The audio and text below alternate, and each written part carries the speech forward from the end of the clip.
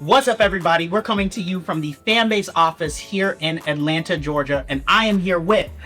What's up? It's your girl, Sidora. It's your girl, Mena. Claudia here. Hey, y'all, Ilonzeh. And I'm Noah Washington, your host for today. Miss Annie, the first question is for you. So, this film starts off with you leaving a wedding, right? It then turns into a survival thriller along the way, right?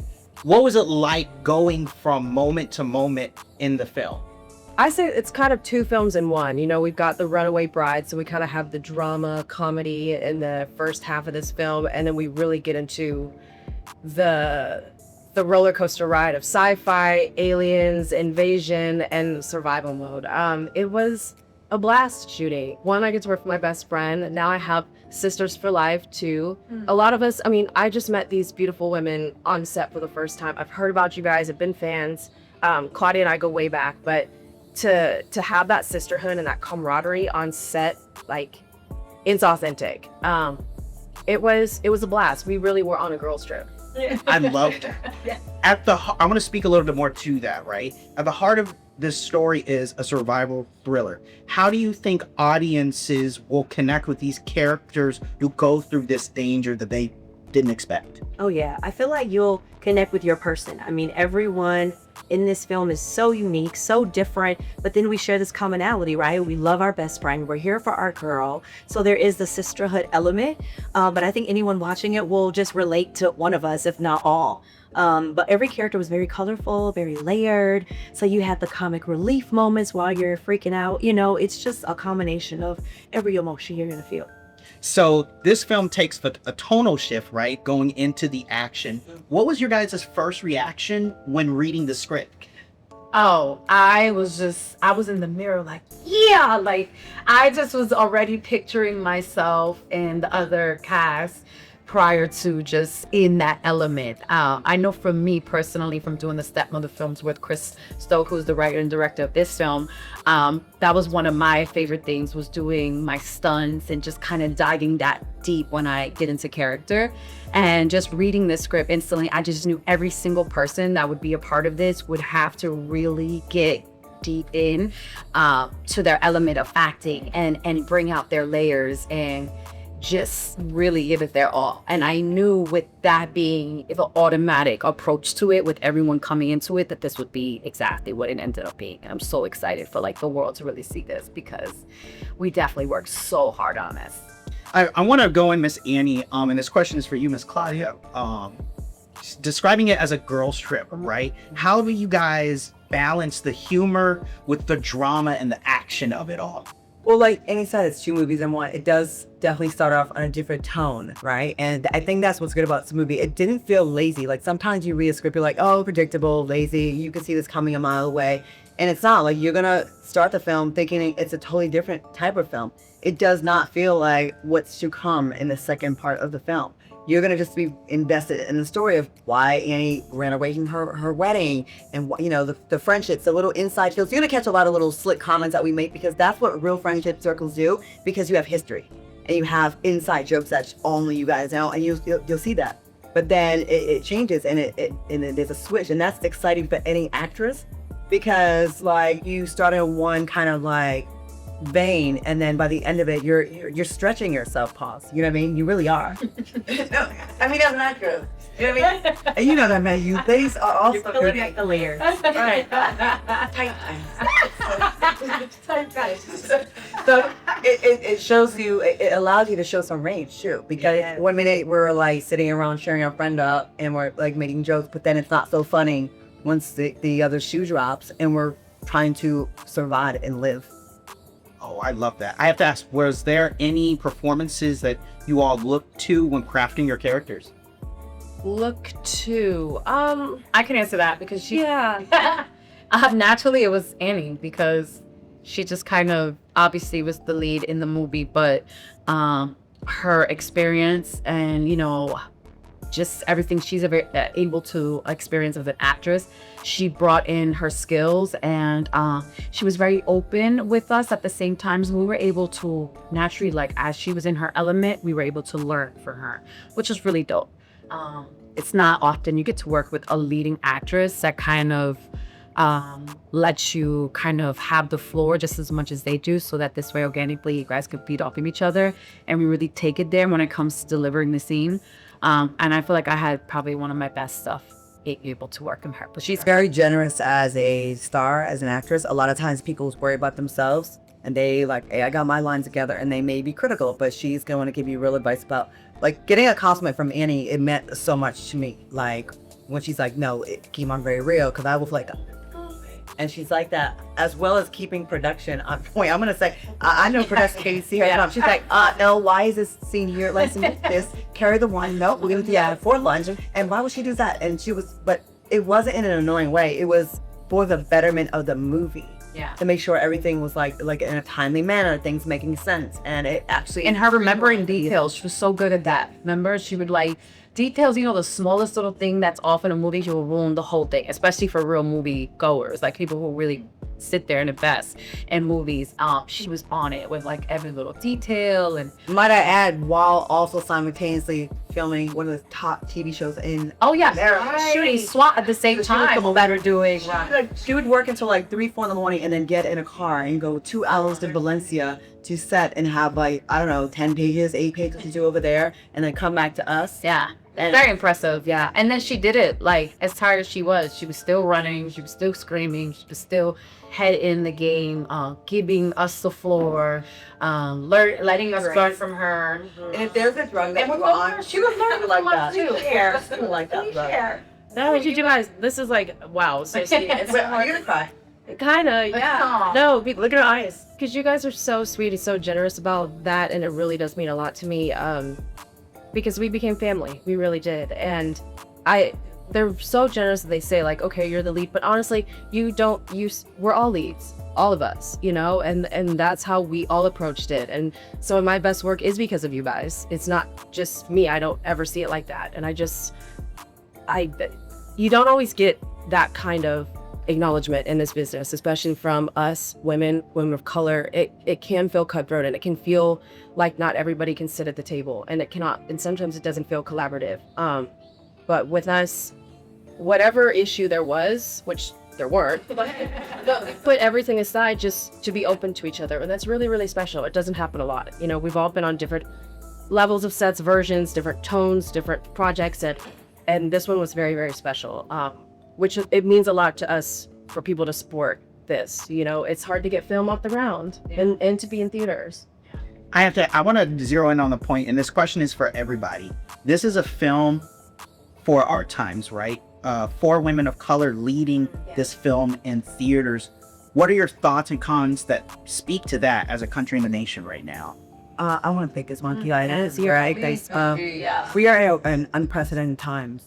And, you know, all too often, Black and brown women are the backbone of the civil rights fight for everybody. And we don't just fight for us. We fight for every other demographic that is overseen, that is the underdog, that is oppressed by the dominant society here. So with all the money that's being taken away from the arts, and with the attack that Donald Trump is actively out here doing, trying to downplay our history in America, trying to make whitewash slavery, all these things that our great-great-great-grandmothers mostly were fighting for. So not to make this like a fake deep moment, it's not, but at a time where our art is being attacked like more than ever, it is so important to support roles like this, movies like this, Black-led films, Black and brown, because, you know, if it keeps going the way this man wants it to go, he wants no representation in the history books, in the theaters, in the Smithsonian.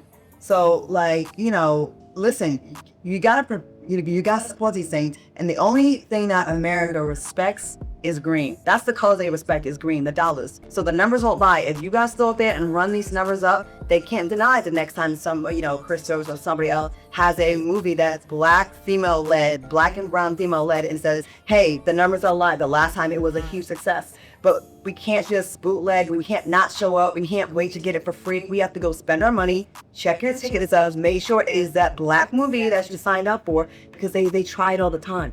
And then they say, well, we tried last time, we lost money on it. Get out there and tell your friends, in the first 2 weeks are the most important. Don't wait 2-3 weeks, a month. Go see the first. If you want to see more of these movies with these types of faces that we can relate to, please support it and spend money. Yeah. And tell a friend, because if not, they will gladly let us disappear off the big screens. Yeah. And you can't think that it's not going to happen. It's happening right now. So run your ass To the theaters, August 29th. This is a message from Claudia Luther. Man, okay. Claudia. I love it. No, so true. So my final question to you guys is: you are all multifaceted, multi-driven, multi-purpose creators. How does all of your collective experience come to the table in this film? I got to think about that. Right. I mean, I just think emotionally, you know what I mean? Everything that we've been through as women, as Black women, every set we've been on, every role that we played, every life experience. I feel like there were moments you could feel it and dive into it and tap into it, you know, which when I looked at these ladies doing different moments, taking different moments, this girl right here, Mena, so beast, like you could feel the emotion, the pain and everything that she brought. And you have to think, as an actor, that's coming from a real place. It's one thing to pretend or act, but it's something different when you're actually in that character, feeling it. And I think that's, from what I've seen in the clips, that's what I feel makes this project so powerful. Is that we were tapping into something real, because this could happen in real life, right? And these are still real characters that we're representing. So yeah. Love to hear everybody listen to us. I'm gonna piggyback on what you said, and I also have to give YouTube. Like we all know you two as like real actresses. Not to say that we're not real actresses, but like Drew, your resume speaks for itself, and has one of the top R&B albums that's out there. Grammy consideration. Annie, I mean, all the TV shows, movies, Chicago Fire, SWAT, Charlie's Angels, all the movies that you have. Like, you guys are great actresses that are established, and like. We look at you, we more came from reality and hosting, and then see Erica Mena. When I tell you, this woman is breakout star. She is, like, when I tell you, you know, whatever you thought of her before this, some reality or drama, vlogs, screw all that. This woman is talented, and that stuff had to happen for you to know who she is, but you're gonna respect her in a totally different way. You're going to actually respect her and love the work. She is so, like, every scene, she's so authentic. Like, you feel the fear. I was watching her like, this girl is freaking good. Like, you really are, Erica. And I know you get dropped a lot, and I kind of sick and tired of it, because like the people in the comments act like they've never made a mistake. We've all made mistakes, and actually everyone in the comments has made a mistake. But for some reason, when you're blessed to have beauty and opportunities, people think you don't deserve grace. And I'm sorry. No. But I think we all deserve praise. And if anyone can, like, you know, take anything from this, like, yeah, go see the movie, but also give people praise. Like, everyone's dealing with stuff. People are dealing with divorces and abusive relationships and childhood trauma and daddy issues, and trying to do this thing called life. The vibe nowadays. And sometimes we make a misstep. Sometimes we make a misstep. Does it have to? We have to wear that for the rest of our life. Can we change? Can we change the shirt from the scarlet letter to the S for superstar? Or for the A for actress? And you know, Erica, I think this is gonna be so good for you. Like, you're so good in this. You were supposed to be an actress. You're not supposed to be a reality star. I've always believed that. No, you're like, I need you to see this. Like, y'all, she's so good in this movie. Everyone's really good. And so so we, you, Claudia. I know, right? Talk about Claudia. She would chime in and be like, "Hey, you know, I don't know," and I'm like, "Girl, you're doing great. I will watch you guys as fans," and that's a lot, you know, because you need to be present and be in the moment. We're also like got, you know, fake aliens around or whatever, the things that aren't there that you're obviously imagining and really diving in and going hard. Also, the elements and that we were up against were wild, but really, when we were dialed, I mean, everybody stepped up and just dialed into performance. It's a really great character-driven movie with a bunch of twists and turns. And you kind of also think like, maybe did we spoil it or give it away? But No. you have no idea. There's an invasion. Yes, you have no idea. What No idea. Have to mention Erica Pinkett. Yes, there's a lot of emotional scenes in this movie because we're facing actually like death, right? Yeah. And an attack. And I remember there's a part that I don't know if she wants to say this, but she had to be very emotional, and she had just been dealing with like something very painful from her past, and she broke down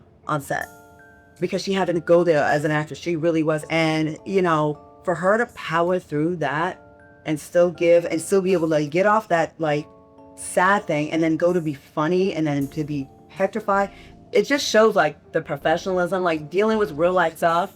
You know, a lot of times when you're acting, you see people crying. Some people are doing it like surface, and some people are really digging deep, but she really did. And then she had to it's hard to get out of it sometimes. Yeah. Like you're like, oh, I gotta stand by her. My next thing's supposed to be funny. But she's not here with us right now, but she will be at the premiere. Yeah. Killed it. And she's so fun. Yeah. She loves talking about vagina though. In fact, that's gonna be who doesn't? Domination. Talk about that. Yeah, who doesn't actually? With that. Like, right. Yes, right? I dare you. I'll always relate Erica Pinkett with vaginal rejuvenation. Yeah. No, I mean, see, like Good we weather. definitely we love each other, and we're just so proud of this overall body of work that we've been able to kind of produce together. And we're just so excited, and we really, really just want everyone to give it a chance, go out to theaters, watch it, feel good about it, go on this roller coaster, and you know, leave from there being prepared because anything can happen, you know, but at the same time knowing that you supported something that came from, you know, us. It's for us, by us, and now it's in the theaters, and we deserve to be here. There should be much more films for us, by us in the theaters. It's low-key a dream come true. I mean, we can all, not that there's anything wrong with streaming movies because those are definitely great about it. And there's really good stuff being done, especially on Tubi, on streaming. But like going to the theater like we used to do growing up and seeing this on a 30-foot screen or however big it is, 40? Stand up with that. Something? But go experience it. Yeah, run, don't walk. Okay. Run, don't walk. August Don't Walk. 29th. That's run right. in theaters. You heard it. Run, don't walk to the theater, August 29th. We will see you guys there. What? Thank you.